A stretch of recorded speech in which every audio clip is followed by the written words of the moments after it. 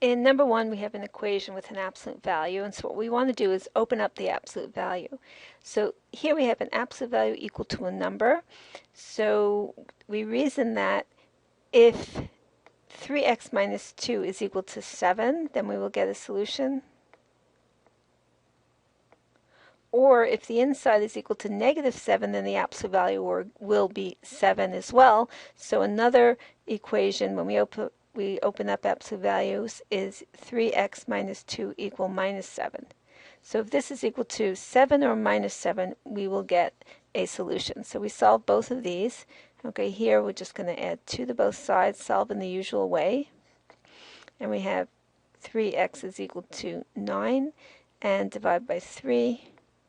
And x equals 3 is one solution. All right, here add 2 to both sides. And we have 3x is equal to negative 5, and divide by 3. And our other solution is x equal negative 5 over 3.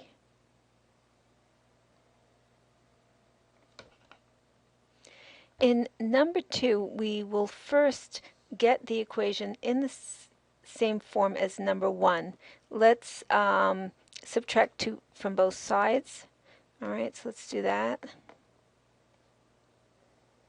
So there we have 5 times the absolute value of 7x plus 3 is equal to 2. We could divide by 5 on both sides, or we could just leave it like this and say either this side is equal to 2, or when we open up absolute values, we get a negative 2. So we could reason in the same way and come up with the same two equations. 5 times 7x plus 3 is equal to 2, or 5 times 7x plus 3 is equal to negative 2.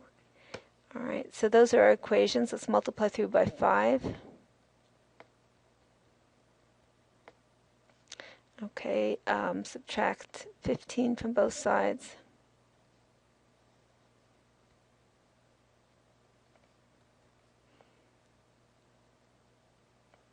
And divide by 35. Okay, so that's one solution. And here multiply through 35x plus 15 is equal to minus 2. Subtract, and we have 35x is equal to minus 17, and divide.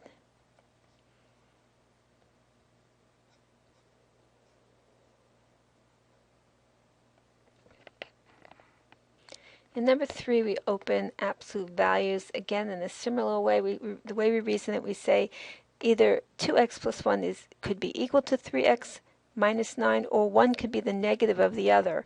So we have two equations.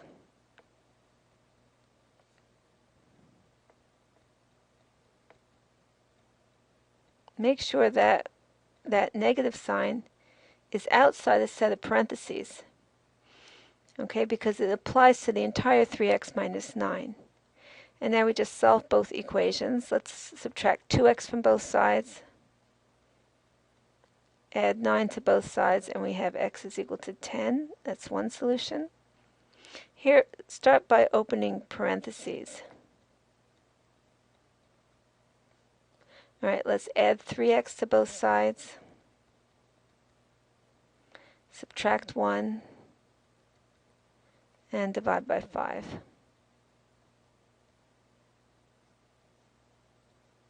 So there we have two solutions.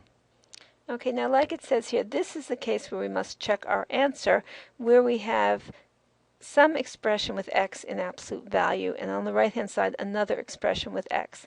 What could happen in this case, and this side is not an absolute value, what could happen sometimes is sometimes we get an x solution such that when we substitute it in here, we get a negative.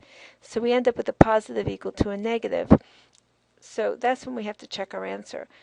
All right, so let's remove absolute value, and we're going to remove again with two equations like we did before. Our first equation is x plus 1 is equal to 5 minus x, and our next one is x plus 1 is equal to put a negative outside the entire 5 minus x.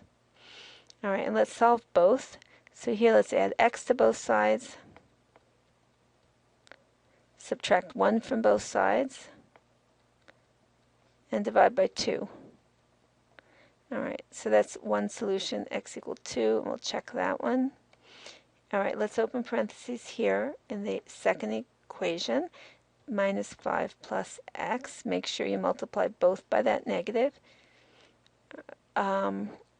Okay, so this one leads actually to no solution, because when we subtract x from both sides, we get 1 is equal to minus 5. So we have no solution from this side. Let's check that x equal 2. So here's our check, substituting in. So we have 2 plus 1 in absolute value. Is that equal to 5 minus 2? Well, this is 3 is equal to 5 minus 2. 3 is equal to 3. So that one checks. So we have one solution here. Okay, so the important thing to remember in this case, when you have an expression with x in absolute value equal to another expression with x not in absolute value, that's when you have to check your answer. Okay, here we have the case where we have an absolute value less than or equal to a number, or this could be less than as well. We open absolute value in a similar way. This leads to a double inequality. Put the 3x minus 4 in the middle, and here we have a 5, and here we have a minus 5. So that's in the less than or equal to case. The greater than or equal to case is different.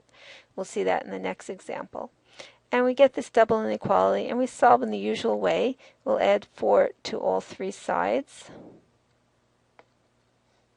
So here we have 3x minus 4 less than or equal to 9, and here we have minus 1. Oops, sorry, we got rid of that. And now divide by 3 on all three sides, and we have x less than or equal to 3 greater than or equal to minus 1/3.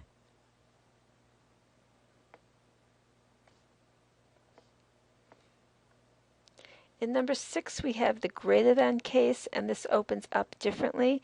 This says that 2x plus 1 could be greater than 11, or maybe this is on the other side less than minus 11, and then in absolute value it would still be greater than 11. So that's the other inequality, 2x plus 1 less than minus 11. So that's how a greater than opens up into two separate inequalities with an or in between. One on the right, to the right of 11, and one to the left of minus 11. All right, and we'll just solve these, subtract 1 from both sides, and we have 2x greater than 10 divided by 2, x greater than 5. And here subtract 1 from both sides, and we have 2x less than minus 12.